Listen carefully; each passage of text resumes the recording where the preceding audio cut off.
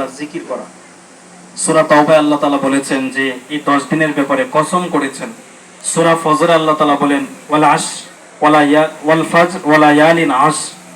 আল্লাহ তাআলা এই 10 দিনের ব্যাপারে, 10 রাতের ব্যাপারে কসম করে বলেছেন, যেটা অত্যন্ত দামি সময়। এই সময়ে আল্লাহর জিকির করা, রবের প্রশংসা করা, গুণকীর্তন করা, জিকির অনেকভাবে হতে পারে। আমরা যে কাজটা করব, যে আমলগুলো আমরা কন্টিনিউ করতাম, এটা একটু বাড়িয়ে করব, জবানে জবানে আল্লাহর জিকির করব, জিকিরের মাধ্যমে অন্তরকে আমরা জিন্দা করব।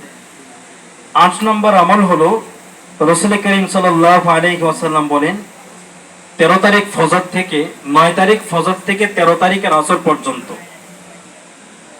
9 তারিখ ফজর থেকে 13 তারিখের আসর পর্যন্ত একটা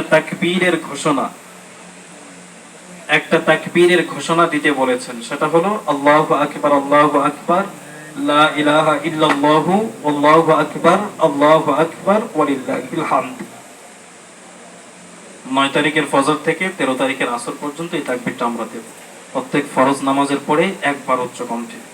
আর বাড়িতে যারা আছেন মহিলাদেরকেও জানিয়ে দিবেন, মহিলারা উচ্চ কণ্ঠে বলার প্রয়োজন নাই, ফরজ নামাজের শেষে আস্তে আস্তে বললেই ওয়াজিব আদায় হয়ে যাবে ইনশাআল্লাহ।